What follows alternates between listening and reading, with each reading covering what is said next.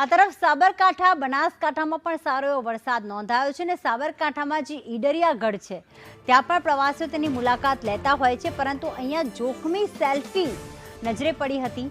ગઢના ટોચ ઉપર પર્યટકો તો પહોંચ્યા, પરંતુ જીવના જોખમે તેઓ સેલ્ફી લેતા પણ નજરે પડ્યા હતા। સેલ્ફી લેવા માટે પર્યટકોએ જીવ જોખમમાં મૂક્યા। પોલીસનો વાયરલેસ પોઈન્ટ છતાં પર્યટકો અહીંયા સેલ્ફી લઈ રહ્યા છે।